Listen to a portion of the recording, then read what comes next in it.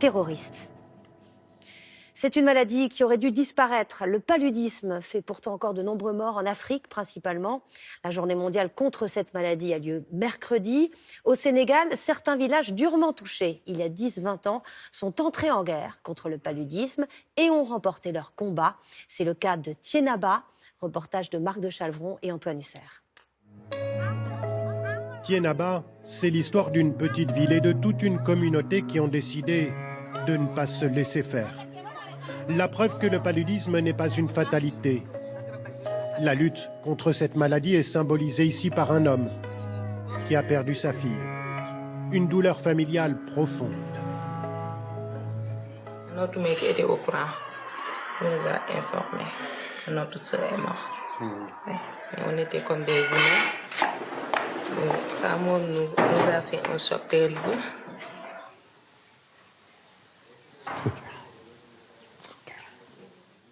« 20 ans après sa mort, El Hadj Diop pleure toujours sa fille. Ami avait 12 ans quand elle a été emportée par le paludisme. C'était en 1999. Cette année-là, la maladie fait des ravages à Thiénaba, sans que la population n'en connaisse vraiment l'origine. On a vu notre fille en train de crever d'une maladie qu'on ne connaît pas. Chaque jour, tu entends que quelqu'un est décédé. Ton neveu, ta nièce, ton enfant, ou bien tout ça là. Mais il fallait faire quelque chose. Photographe pour une grande organisation internationale, El Hadj Diop gagnait bien sa vie et il a décidé de tout abandonner pour se consacrer à sa mission. Dans sa ville et aux alentours, il met en place avec sa communauté un plan de lutte contre le paludisme et donc contre le moustique. Car c'est lui le vecteur du parasite. Il le prend chez un malade pour l'introduire chez un individu qui ne l'est pas, en le piquant. Et pour cela, il faut d'abord mobiliser la population, et particulièrement les femmes. Une fois par semaine, elles se réunissent pour nettoyer leur quartier. On appelle ça le set-setal. Quand c'est propre, les moustiques viennent moins. S'ils ne viennent pas, tu échapperas au paludisme. C'est notre premier objectif. Égard aux réfractaires. Tout retard est sanctionné d'une amende. Et ce n'est pas tout. Les femmes sont aussi en charge de la surveillance.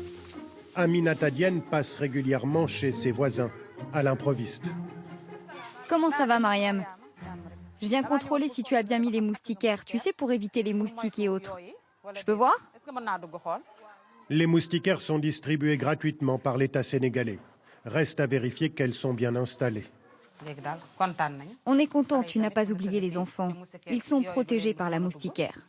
En cas de manquement, l'amende peut atteindre 1,50 €. Tout le monde met sa moustiquaire à Thiénaba.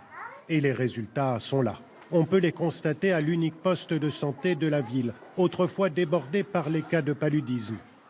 Ici, à la moindre fièvre désormais, le chef de poste applique immédiatement le protocole, un test de dépistage du paludisme. Ça, vous faites ça tout le temps? Tout le temps, pour chaque malade. Soigner la maladie le plus tôt possible, C'est bon. et éviter qu'elle ne se propage. Il y a aujourd'hui 10 fois moins de cas de paludisme recensés dans ce poste de santé qu'au début des années 2000. Et surtout, on ne meurt plus de cette maladie à Thiénaba. Mais El Hadj Diop refuse de crier victoire pour autant. Mais il ne faut pas aussi dormir sous nos lauriers. Non, le moustique est toujours là. Donc il faut vraiment qu'on soit vigilant. À l'image de Thiénaba, le Sénégal est parvenu à faire considérablement reculer le paludisme ces 10 dernières années par la prévention, par la prise de conscience de la population que cette maladie n'est pas une fatalité. Le pays espère même éradiquer la maladie d'ici 2030.